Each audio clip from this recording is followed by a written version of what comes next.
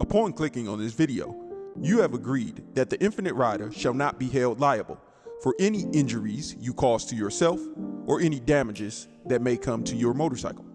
The Infinit Ryda is not an instructor. Half the time, the Infinit Ryda has no clue what he is doing, and he is basically an idiot. But he did learn to ride a motorcycle on his own. So if you're too cheap, too lazy, too broke, or a flat out idiot like him and just want some tips on getting started, then enjoy the video. Okay, so today we're going to teach you how to ride a motorcycle. Just so you know, I'm not an instructor. I probably don't know what I'm doing, and you should really go take an MSF course. Link is down in the description. If you want to find one in your area, you should sign up. If you decide to follow this instructional video and you end up messing yourself up, it ain't on me. I'm saying it multiple times. Take an MSF course. Let's go through this real quick. So the first thing you're going to want to do is learn where all the important things of the motorcycle is. Now, we're going to sit on it. So this is looking at your controls from the cockpit or the saddle or the seat or whatever you want to call it. I don't know technical terms. Sitting on a motorcycle. The most important thing on your motorcycle to me is going to be this lever right here. This is called the clutch. This stops all power from going to your motor.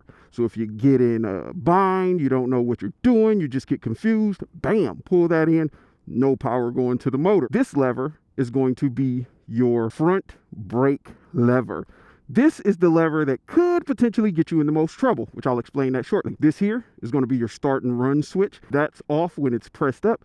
Press it down to run it. And you also have a start button, which is located right here.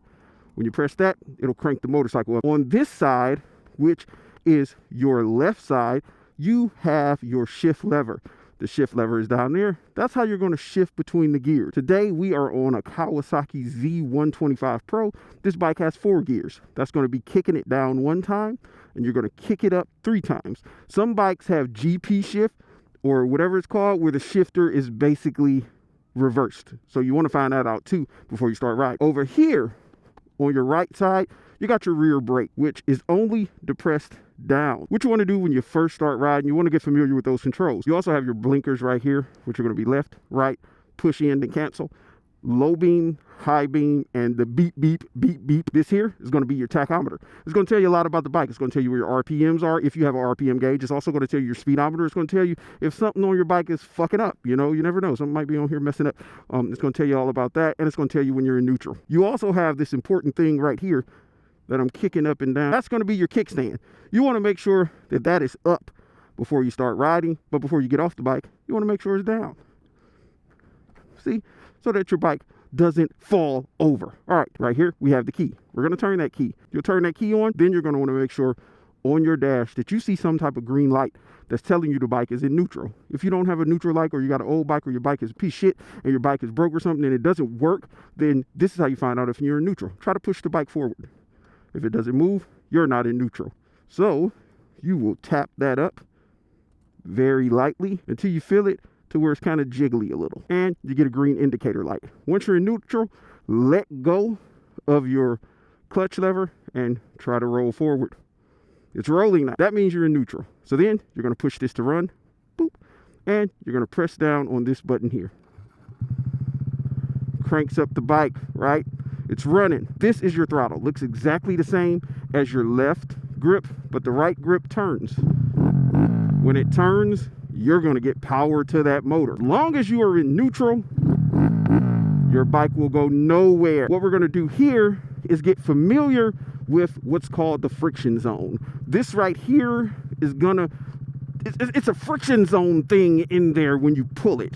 So what you do, you pull this clutch in, boop, you kick this down, and you will take your hand, or if you're not going to take your hand off of there, don't turn that at all. Give it let go of this very slowly. You'll feel the bike start to roll. Feel that? That's the friction zone. That's how you know when you're about to move. You'll feel that bike start to roll a little bit.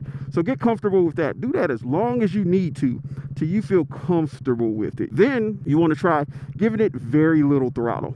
Very little, to where you just hear the bike engine rev up a little bit more. And then loosen that. Get used to that. Do that a few times. Look at that.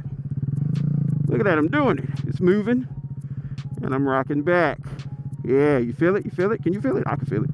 Oh yeah, there it goes. It's real good. It's real good. Once you feel comfortable like that, hopefully if you're watching this video, you know how to balance a bicycle, because you're gonna have to balance this thing. Then you wanna get comfortable with rolling and your brake and your foot pedal.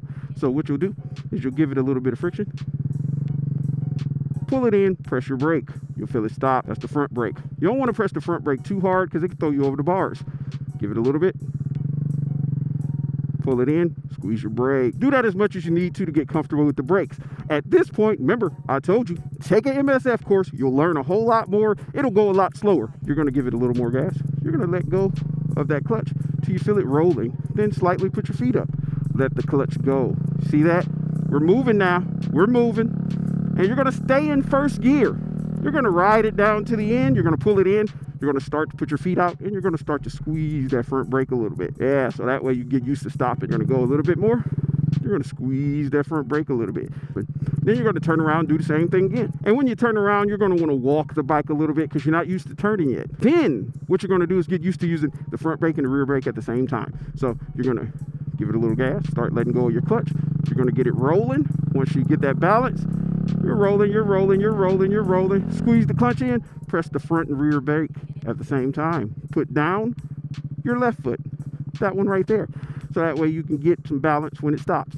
And practice that a few times. Another thing I forgot to mention, make sure you're geared up. I'm being very irresponsible today because it's warm and I'm sitting here, I'm not rolling. I don't have on my jacket. My jacket's in the car. I'm going to put it on before I ride back to where I'm going. But do not practice, do not do this without your gear on. So what we're going to do now is we're going to show you how to turn once you get down there. So you've already practiced, you're good at braking on both ends, blah, blah, blah, blah. You're ready to learn how to turn. So what you're going to do, you're going to let go of that clutch.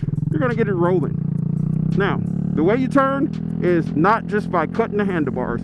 You're going to lean it just a little bit. Turn your head. Wherever you look is where that bike's going to go. You want the bike to go wherever you look. This is not an ideal place to practice because this parking lot is shit. You're going to turn. You're going to look. Yeah, it's going to, wherever you look. Wherever you look is where you're going to go. Now, am I an instructor? Hell no.